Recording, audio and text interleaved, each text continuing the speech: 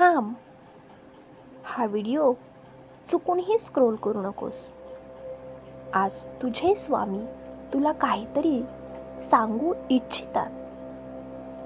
तुझ्या डोळ्यातील ते अश्रू, तुझ्या मनातली ती शांत तगमग आणि तुला मिळालेले तो अपमान, हे सर्व मला ठाऊक आहे. आज तुझे हे स्वामी स्वतः तुला तुझ्या या अपमानाचा बदला कसा घ्यायचा हे सांगायला आले आहेत. हा व्हिडिओ शेवटपर्यंत बघ, कारण आज तुझे नशीब बदलणारा संदेश तुला मिळणार आहे. जर आज तू हे ऐकले नाहीस तर कदाचित तू आयुष्यातील सर्वात मोठी संधी गमावून बसशील. ऐक माझ्या बाळा, माझ्या लाडक्या बाळा, मला माहित आहे तुला खूप दुःख होत आहे. जेव्हा कोणी विनाकारण तुझा अपमान करतो, तुझ्या कष्टाची टिंगल उडवतो, तेव्हा मन कसं विदीर्ण होतं हे मी पाहतोय. पण लक्षात ठेव, हा अपमान तुला संपवण्यासाठी नाही, तर तुला घडवण्यासाठी आला आहे. लोक तुला दगड मारतील, पण तू त्या दगडाची भिंत बांधायची की स्वतःचे सुंदर मंदिर उभं करायचं, हे सर्वस्वी तुझ्या हातात आहे.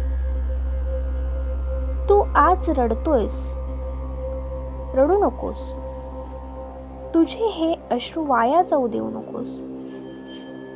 या अपमानाला मनाच्या एका कोपऱ्यात शांतपणे साठवून ठेव. ही ती ठिणगी आहे जी उद्या तुझ्या यशाचा वणवा पेटवणार आहे. बाळा, बदला म्हणजे काय? समोरच्याला उलट बोलणे म्हणजे बदला नाही. त्याच्यावर हात उचलणे म्हणजे बदला नाही. तू जर त्यांच्यासारखाच वागलास तर त्यांच्यात आणि तुझ्यात काय फरक उरला? खरा बदल तो असतो जेव्हा तुला अपमानित करणारा माणूस उद्या तुझ्या प्रगतीकडे बघून स्वतःच्या वागण्यावर पश्चाताप करेल. तुला उत्तर शब्दांनी नाही, तर तुझ्या कर्तृत्वाने द्यायचे आहे. ज्यांनी तुला आज तू काहीच करू शकत नाहीस असं म्हटलंय, त्यांना उद्या तुझी वेळ येण्यासाठी, तुझ्याकडे येण्यासाठी, तुझी वेळ घेण्यासाठी रांगेत उभं राहावं लागलं पाहिजे. हीच तुझ्या प्रयत्नांची मोठी रेषा असेल.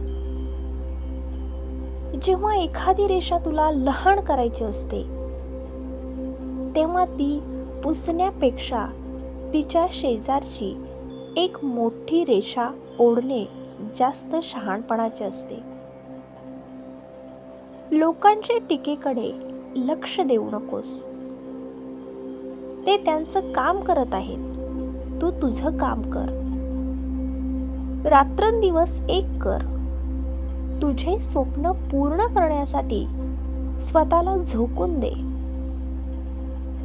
जेव्हा तू तुझ्या कामात इतका मग्न होतोस की तुला लोकांच्या बोलण्याचा त्रास व्हायचा थांबतो, तेव्हा समजून घे की तू यशाच्या मार्गावर आहेस. कष्ट करताना कधी थकवा आला तर फक्त डोळे मिटून माझे स्मरण कर. मी तुझ्या पाठीशी खंबीरपणे उभा आहे. भिवू नकोस, मी तुझ्या पाठीशी आहे. हे माझे वचन केवळ शब्दांपुरते मर्यादित नाही, तर तो तुझा आधार आहे. बाळा, यश एका रात्रीत मिळत नाही. निसर्गही झाडाला फळे येण्यासाठी वेळ घेतो. तू फक्त बी पेरले आहेस, आता त्याला संयमाचे पाणी घाल. लोक तुला कुंकुवत समजतील, तुझ्या सहनशीलतेचा अंत पाहतील, पण तू डगमगू नकोस. तुझा संयम हीच तुझी सर्वात मोठी शक्ती आहे. जो अपमान आज तुला जाळतोय तोच उद्या तुला प्रकाशाकडे घेऊन जाईल. तुझी प्रगती इतकी शांतपणे कर की तुझ्या यशाने संपूर्ण जगात मोठा आवाज झाला पाहिजे.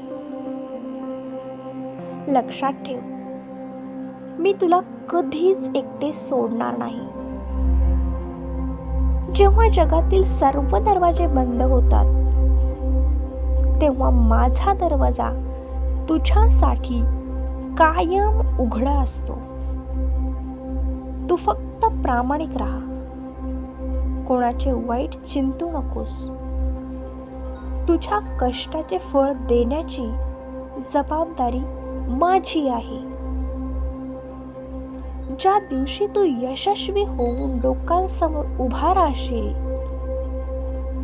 त्या दिवशी जगाला कळेल की तू कोणाचा भक्त आहेस. तुझा विजय निश्चित आहे, कारण तू सत्याच्या आणि कष्टाच्या मार्गावर आहेस.